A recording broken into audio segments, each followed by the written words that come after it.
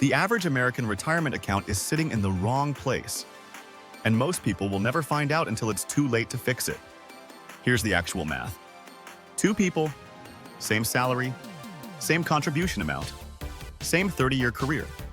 One puts their retirement savings into a 401k. The other puts the same money into a Roth IRA instead. By retirement, the difference between them is not a few $1,000s. In the wrong scenario, it's over $180,000. Same income, same discipline, same 30 years, $180,000 gap, created entirely by which account they chose and when. Most people think Roth IRA and 401k are just two flavors of the same thing. They are not. And the IRS treats them completely differently in ways that quietly determine how much of your own money you actually get to keep.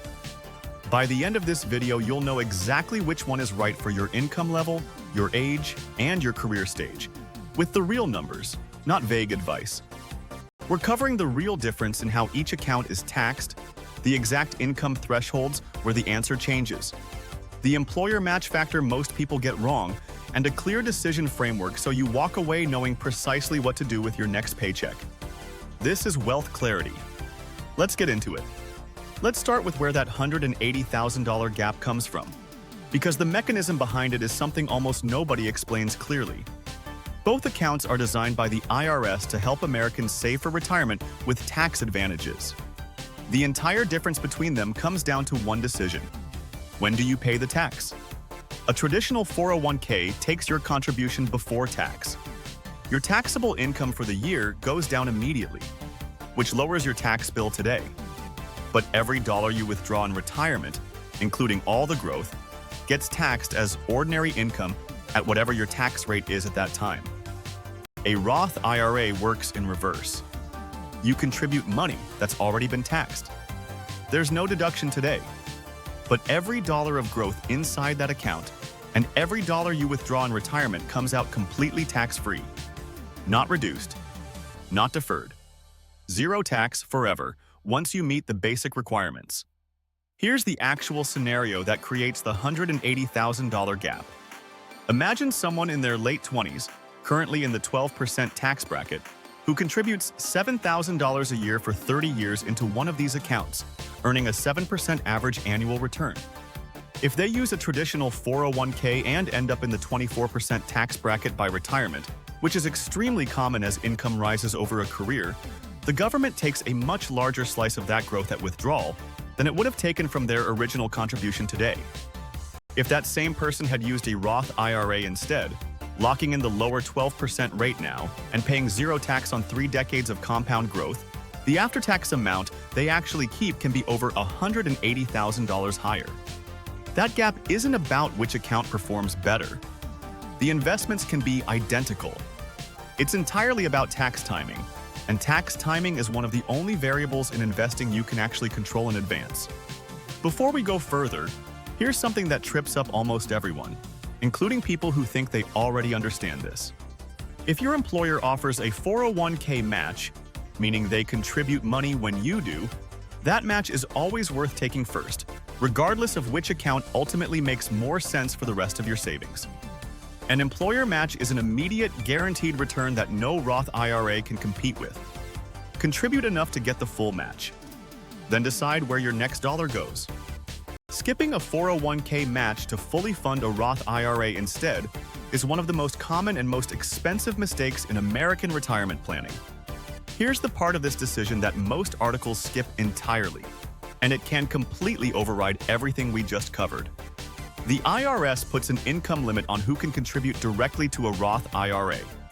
For 2026, if you're a single filer earning above a certain modified adjusted gross income threshold, your ability to contribute directly to a Roth IRA starts phasing out and eventually disappears completely at higher income levels. For married couples filing jointly, that threshold is higher but still very real. This matters because a lot of high earners assume Roth IRA is simply the better long-term choice and try to max it out, without realizing the IRS won't let them contribute directly once their income crosses that line. There is a legal workaround for this called a backdoor Roth conversion, which lets higher earners get money into a Roth IRA indirectly. We covered exactly how that works in a previous video. The link is in the description if your income is near or above that threshold. But for most people watching this, especially earlier in their career, the income limit isn't the deciding factor yet. The deciding factor is almost always the tax bracket question. Are you in a lower tax bracket now than you expect to be in retirement, or a higher one? Quick self-check before we move to the decision framework. Pause for a second and think about your current tax bracket. Now think honestly about where your income is likely headed over the next 10 to 20 years. If you genuinely believe you'll be earning significantly more, and therefore taxed at a higher rate, later in your career, that single belief should weigh heavily on which account you prioritize starting today. So who should actually prioritize which account? A traditional 401k makes the most sense in 3 situations. First, when your employer offers a match, always capture that first, no exceptions. Second, when you're in a high tax bracket right now and expect a lower tax bracket in retirement, which is common for high earners in their peak career years. Third, when you want the simplicity of automatic payroll deductions with no extra steps required. A Roth IRA makes the most sense in 3 different situations.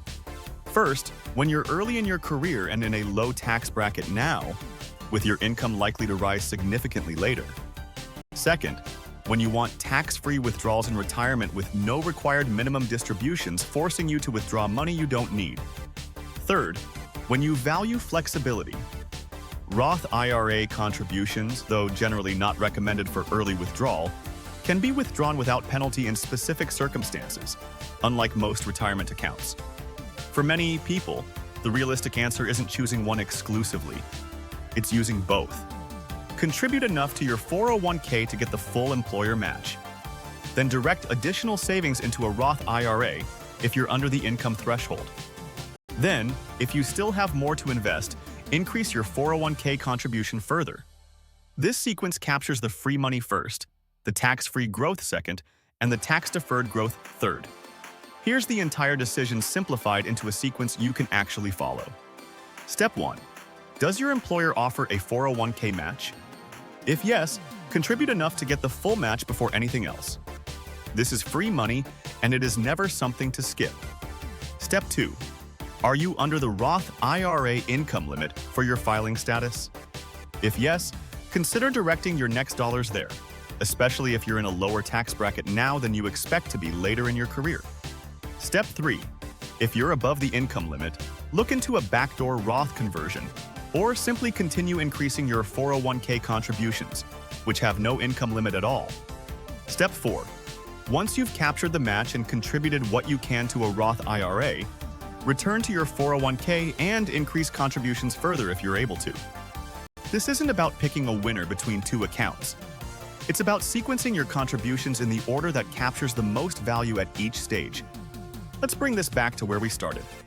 Same income, same 30-year career, $180,000 gap, created entirely by tax timing and which account that money went into first. A traditional 401k lowers your tax bill today and gets taxed later. A Roth IRA costs you nothing extra in tax benefits today, but grows completely tax-free for life. The right choice depends on your tax bracket now versus your expected bracket later, your income level, and whether your employer offers a match. Capture the match first. Consider the Roth IRA next if you qualify. Then build from there. If this gave you a clearer picture of where your next dollar should actually go, subscribe to Wealth Clarity. New videos every Wednesday and Saturday. YouTube is going to show you the perfect next video right now. I'll see you there.